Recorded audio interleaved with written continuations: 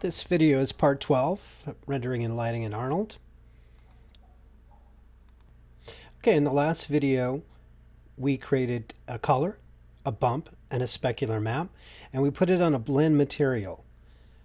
That was for visualization here, just on the material. When we render it, we're going to take those elements, those three different types of maps, and put it on what's called an Arnold material and use a renderer called the Arnold renderer, which does a much better job at getting into the skin and making it look more realistic with subsurface scattering that I mentioned before. I'm going to take a quick step back here and talk a little bit about bump maps and displacement maps. So I've been using the term bump map before, which means a bump surface or an illusion of a bump surface. That should be in contrast to the notion of displacement maps. Displacement maps actually displace the surface. We already know that light and dark areas causes parts of geometry to look like it's bumping out or bumping inward. The two spheres on the bottom, this one and this one, represent a bump map. A bump map gives the illusion of the geometry bumping. A displacement map, these two spheres on top, they actually displace. It's a post-render process that displaces, I should say during a render process, it displaces the geometry. It actually pillows out. If there are light and dark areas, it doesn't just give the shiny, specular, and diffuse illusion of it pillowing out. It actually pillows out the geometry. That's a distinction you'll probably have to know later. It's good to hear about it now. There's some cases you want to use a bump map. Some cases you want to use a displacement map. Displacement maps cause a lot more rendering time and usually are unnecessary except for a close-up. And bump maps are sufficient for most conditions and are much quicker. There's a much more sophisticated type of bumping, which is called a normal map, and we can talk about that as well later. The game industry heavily uses normal maps to give a much more realistic looking bump, and you can even carve under the image. That is, you can get relief detail that carves in nooks and crannies with a normal map. Mostly it has to do with what node in Maya that you place that image, whether it's on a bump node or whether it's on a displacement node, is going to control the result. Whether you have a truly bumped out image on a displacement node or a flat, evenly, yet illusionistically bumped image of a bump map. Okay, back to Maya. We're going to talk about Arnold materials, lights, and rendering to get the best result in the final render of this image. First thing to do, we're all using at least Maya 2018, is to go and make sure you have the Arnold renderer here. It should feature an Arnold when you go to rendering here, there should be Arnold here, and there should be Arnold tabs. And also, if we test this little eyeball, there should be the ability to switch to the Arnold renderer. Now, if those are conspicuously absent, it probably means the plugin is not turned on. So just make sure you do that. If you don't see it, here's where you go. You go to Windows, Setting, Preferences, Plugin Manager. Scroll down till you see mtoa.bundle and make sure that's loaded and auto-loaded. It probably is loaded, but there's some cases students can't find it. So it's called mtoa bundle, and you turn that on. Okay, next we are going to get an Arnold material. We can't use those old Maya materials like Blinn or Phong or Lambert, any of those. They won't respond correctly to the new types of Well, they've been around for a while now, but they won't respond to any subsurface or any of the lighting features that Arnold has. So we're going to click on the geometry, and we're going to right click and say material S. Whoops, let me do that again so you can see it. Click on it and right click and then assign new material. All right. We look at where it says Arnold and shader right here. And we want to choose the AI standard surface. That one right there. Okay, it turns white, not to worry. Okay, what opens in here is the standard surface for Arnold, and we have to plug in all the stuff that we created, a color map, a specular map, and a bump map into the proper areas here for it to respond in the way we want, just like we created that blend surface and all the textures there. Okay, we're going to start with base. Click that submenu open, and where it says color, click the checker box, click the file texture, and we're going to put in our color file. It's color, text used, JPEG, right? All right, so that pops in. You can see the textures there just like before. It looks like my hand's really glossy and slick, but we're going to deal with that later. Okay, next we are going to put in the bump map. So we go to make sure we're in the material attributes and back at the AI standard surface, and click now geometry right here, and inside it will have a field for bump mapping. Click the checkerboard, click file for the file texture, then let's go get the bump map we made. Bump text, TEX, text. Now it puts in the bump. You can see the ridges. Just ignore the glistening shininess for now. Just seeing the bump, because we're going to do that next. And that, of course, is the specular map. Okay, go to the material attributes of the standard surface again of Arnold and click specular, open the submenu. All right, for specular color, click that checkerboard, file texture, and open the specular map for it. Spec text.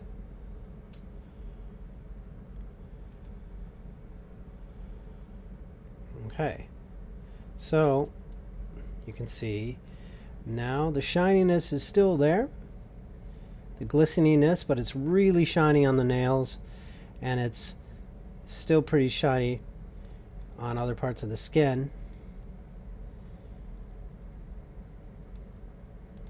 But we're going to adjust a few sliders once we get some lights in there to make that look better, make it look right.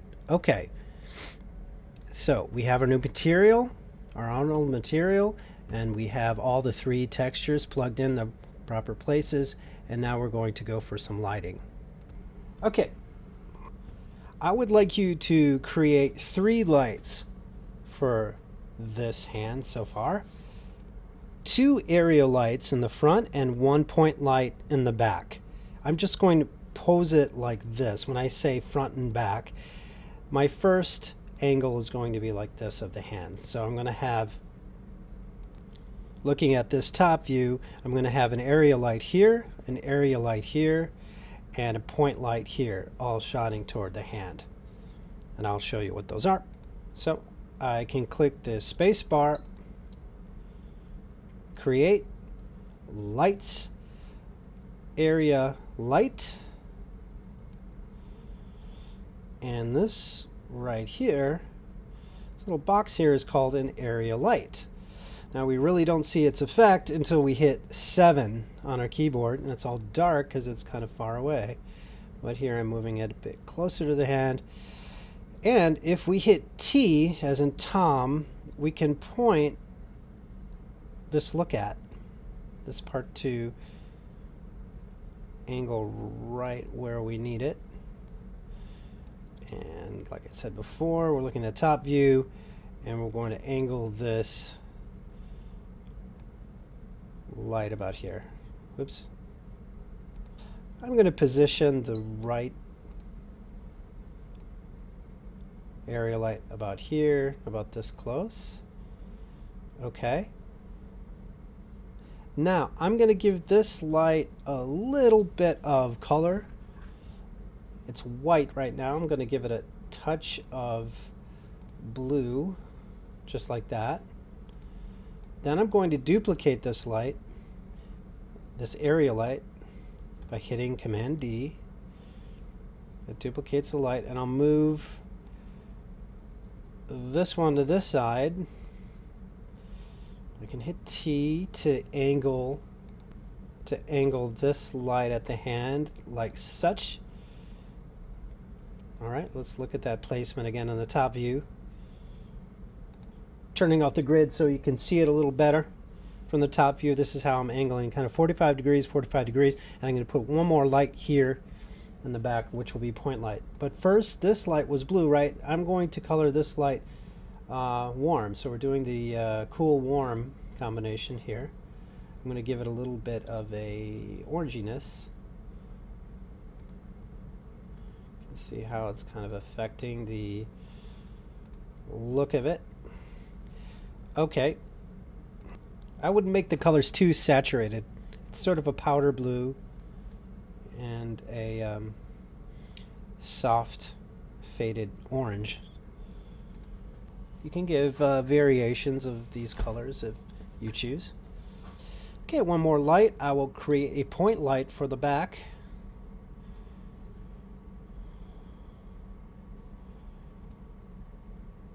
Alright, there's the point light.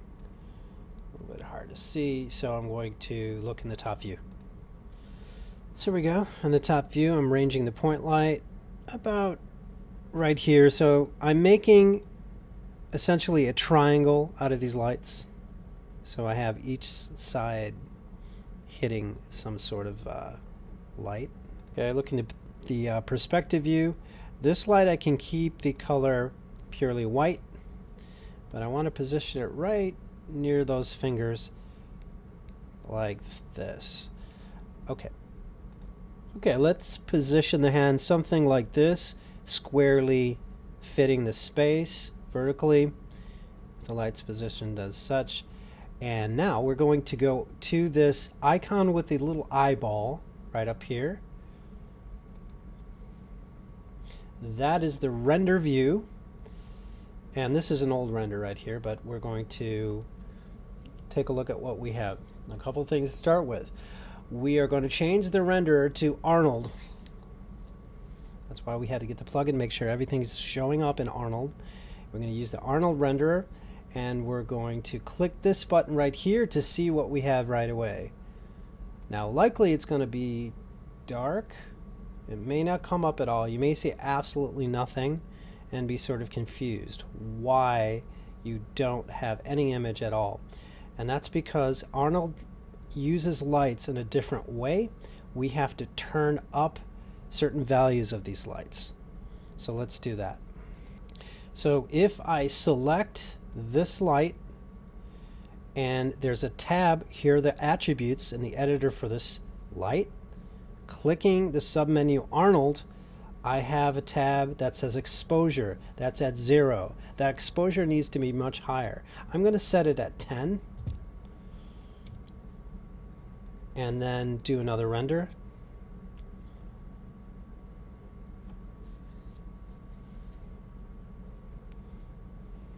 Okay, that's definitely coming up then.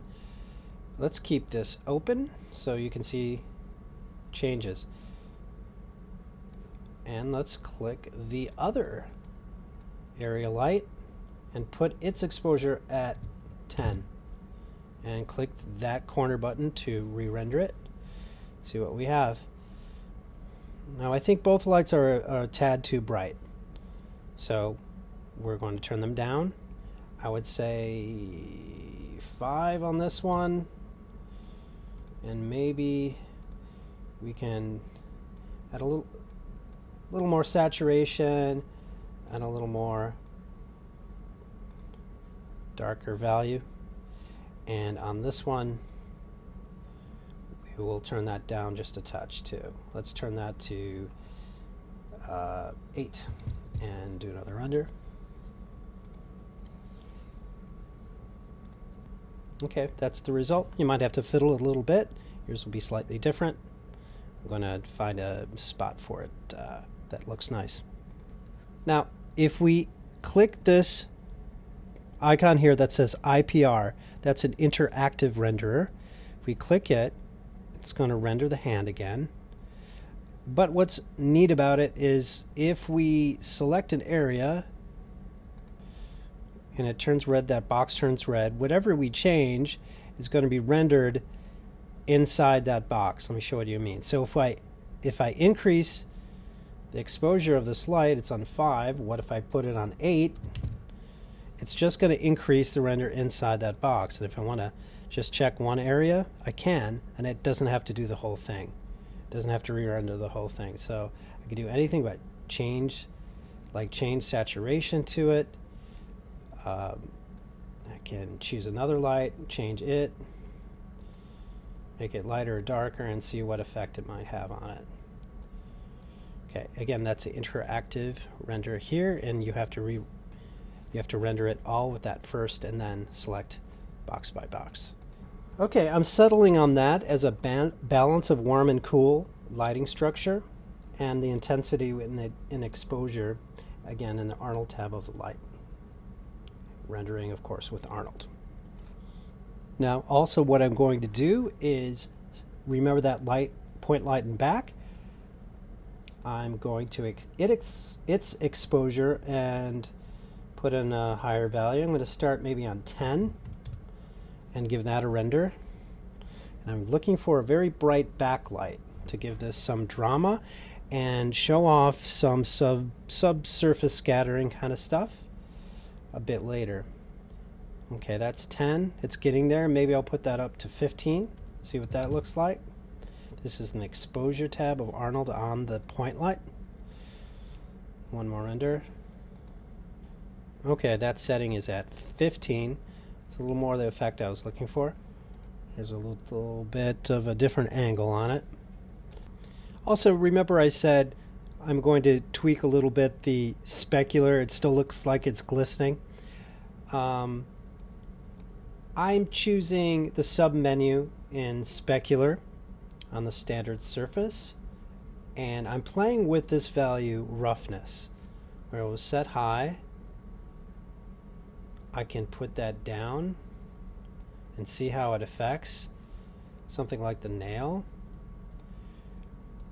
You could even see in the hardware view how things are affected. I'll also show you this Arnold render view, which is really a time saver. It's another render view, a way to interactively render with Arnold while constantly updating anytime you move. But be sure to save before, because this just could crash Maya.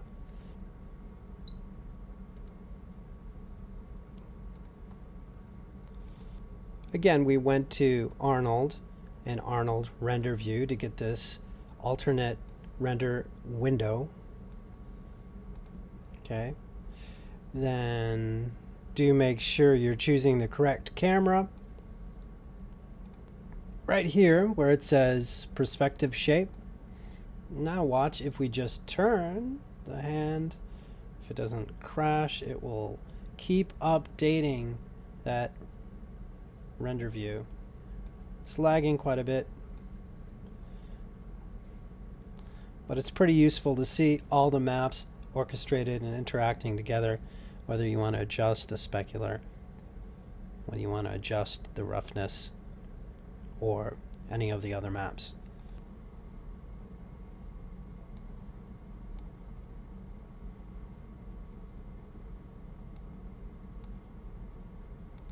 You could reposition the lights.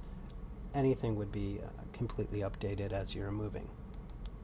Looking at the nails, if you wanted to make the nails a little bit shiny, the standard surface has another submenu called Coat. You don't have to put any new image in.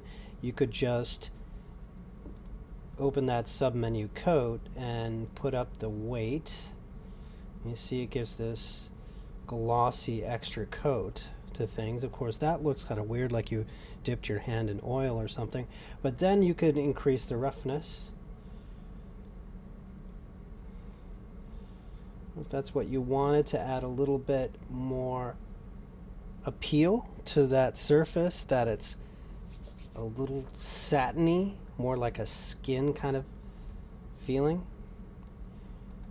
So augmenting what's already in specular. That one is just optional. Okay, show you one more thing. And finally, involving subsurface scattering.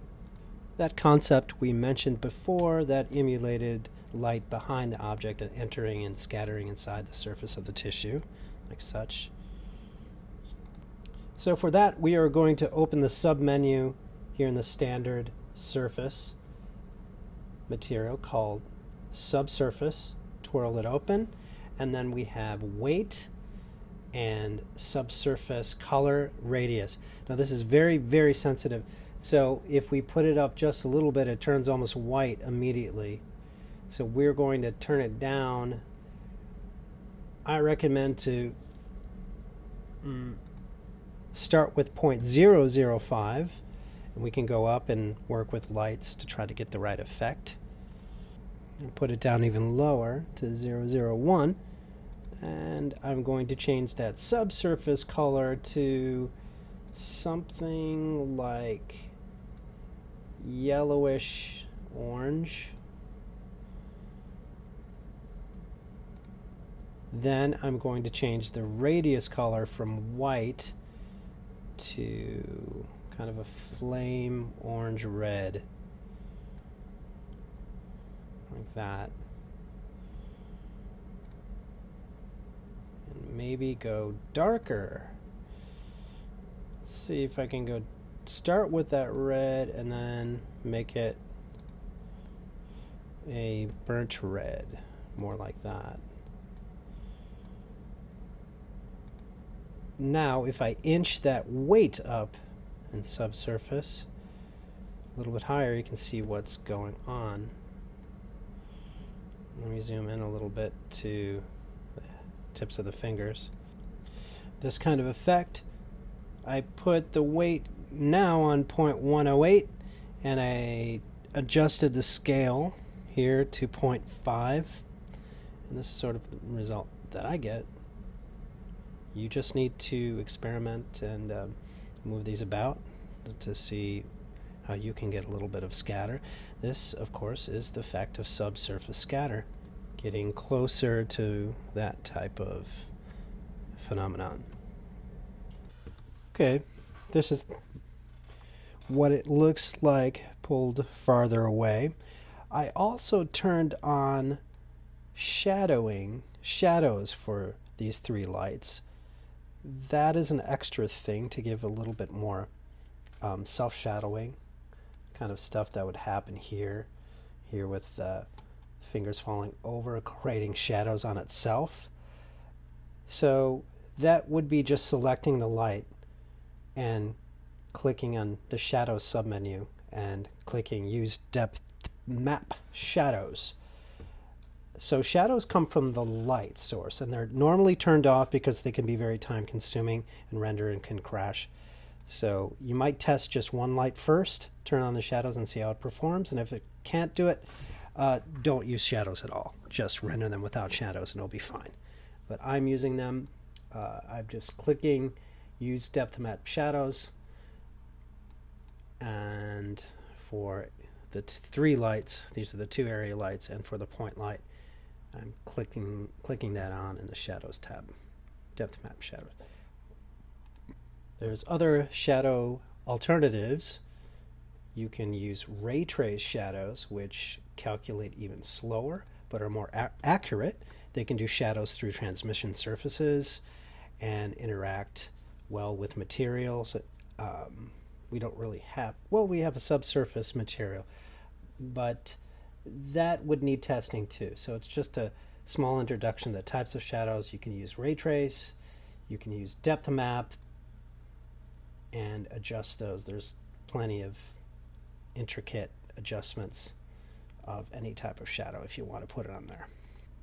I'm almost ready to render this large. I just turned down the subsurface a little bit. I thought it was a little bit too much to have it glowing red so much. So I'm finding a zone between 0.09 that looks like it's more natural, acceptable. It's a realistic backlight. You don't have to be so dramatic about it. So I'm putting it maybe somewhere there. Right there looks pretty good, and I'm going to render it larger, and that will be soon the completed render for one of the hands. And in the next video I'll do the fantasy hand. Okay, I closed that Arnold interactive window and I went back to the render view, which is that icon right there. Click that open, render view opens, Arnold render is still there. Now I'm going to change the render size for 2K. That's 2000 square render. Now I could change the render size here just as a test size. It will say test resolution and get different sizes here. But it doesn't have the size I want, and it's better to go to the source. So it's better to go to this icon, which has the little mechanical wheel on it. That opens what's called render settings. So render settings is very important. It's important to use if you're doing a batch render, and it's an essential to Maya that you know this. So that is render settings. It opens. Here we have all the common attributes. I know it's a ton of stuff. We're not doing animation, we're just doing one image, but we're going to scroll down and go to the presets. And instead of HT540, we're going to go to 2K square right there. And just close this window. Okay, now when we go back to the test resolution here, under options, test resolution, we have render settings 2048 by 2048, which is what 2K square is. So I'm going to, that would have defaulted there, click there, and click right here. And it's going to render that now at full size 2K. It's going to take a minute, so I'll pause it. Okay, there's the 2K render, and there's a lot of black space around that, and I should have posed it a little bit closer. So should have done smaller tests before this final render, but you're going to find an angle that works, and it's most dramatic or most appealing, such as this. As much as just a hand sitting there can be appealing, we're going to frame it a little bit better at least. So if we look in the perspective window, we'll have a little icon right here. Click it, and it shows you the borders of where the render will end. And I'm going to zoom in a little bit more, like this, and find maybe a bit more exciting angle. Something like that. Okay, and there it is, a full 2K render of the hand, the realistic one, or I should say semi-realistic one, portrait of your hand, and you're done with that half. It has a much better pose here, fitting within the 2K square.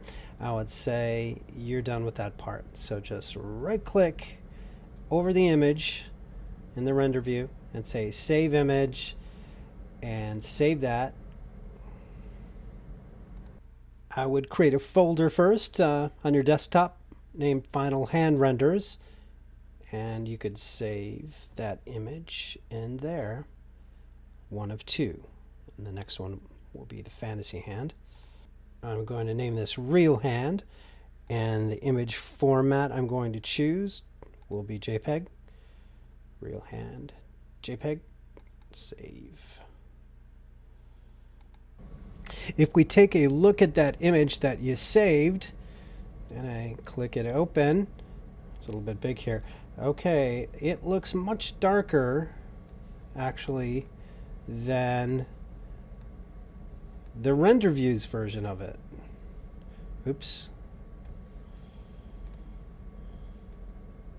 Looking side by side, very clearly darker, much darker.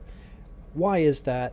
It's because Arnold and the render view is rendering out a raw image that's based on the initial lighting and the initial gamma.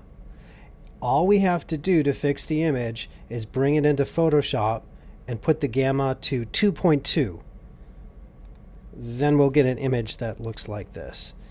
I know it seems annoying, but the reason is if you want to very carefully color correct any image, it benefits you to have a darker image that you can play with gamma. Because it's our first project, we just want the image that we see on the screen. The best quick solution is to just bring the image into Photoshop and change the gamma. So here's how we do it. Here's Photoshop. I opened with the image that looks too dark. All I need to do is go to Image. I know it's off frame, but Image, we're going to Exposure. When Exposure opens, we're going to change the gamma in it. So Image in Photoshop, Image Exposure, then this pops up in a minute. Here we go. And gamma correction, that's on 1. We're going to put 2.2 where it says gamma correction.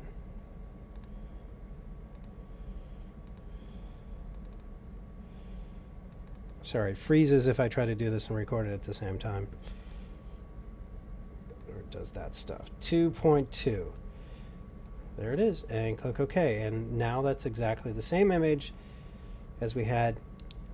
It's matching the gamma of the viewport in Arnold's renderer. So that's all you have to do. And then save it just one more time. And you're done with that part. Saving over my real hand image with the new gamma of 2.2. And there's the image. And that's what you turn in for one half of the assignment. One is your hand, the portrait, and next I'll show you the fun part, hopefully, the fantasy hand part, which will fall together hopefully very quickly.